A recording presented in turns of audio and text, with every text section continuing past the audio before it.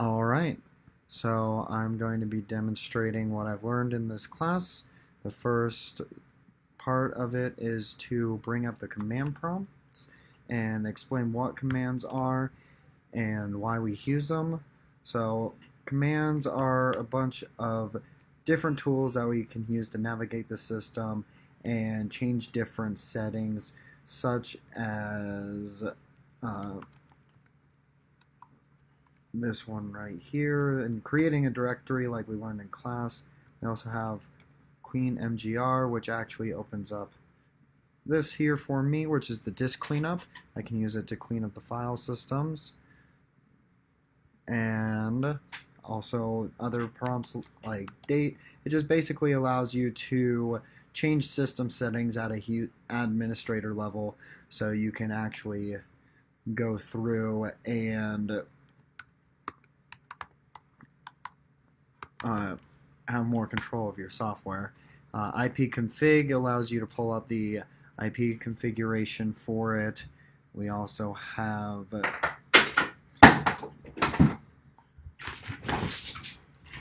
sorry, my cat knocked over some stuff. CLS to clear screen. We have directory, and from there we can go ahead,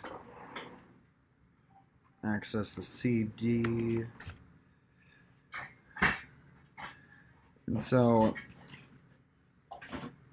the directory here shows everything that we're currently using. And then the next topic is to discuss viruses and malwares and the best practice to prevent them.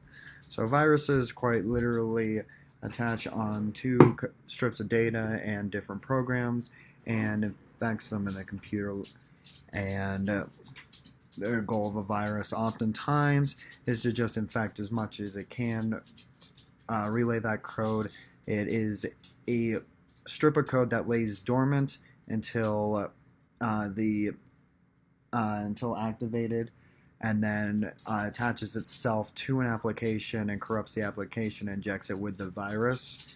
A lot of times that's used to implant spyware, malware, and the difference between that and or the best way to protect against viruses and malware is making sure that you always are keeping your system up to date, doing the system updates, making sure that you're using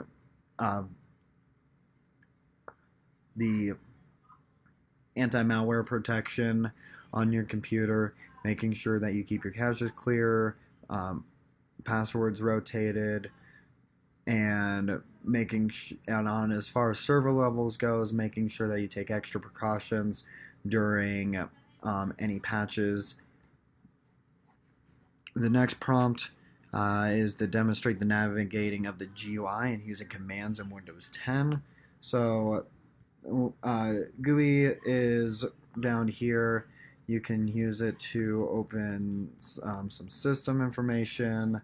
It expands out to such as weather, and it's just a quick access tool to go through and do whatever you need. I can search stuff directly from the web.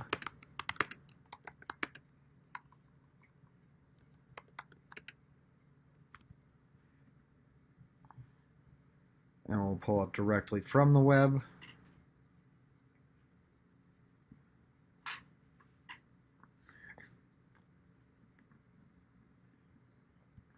And then demonstrate and navigate GUI and Server Manager and Server 2016. So this is my Windows 64 right here. I have Server 2016 pulled up right here behind it. Okay, so I need to minimize this real quick. The resolution on this is much different than no, I need to reserve.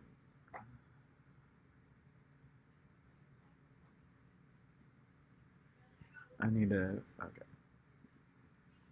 So, demonstrate navigation of GUI and server manager in 2016. So in my server 2016 here, we have the GUI down here, which I can do to access services.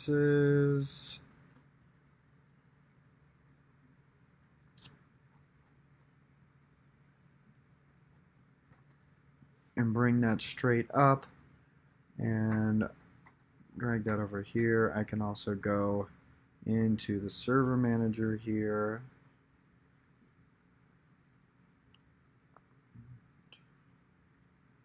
Alright.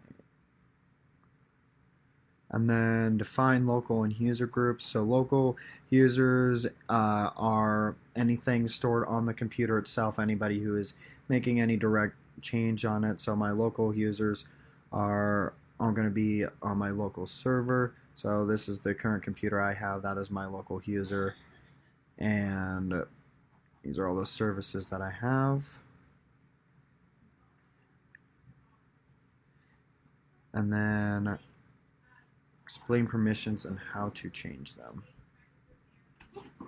So let's go ahead and access our permissions here.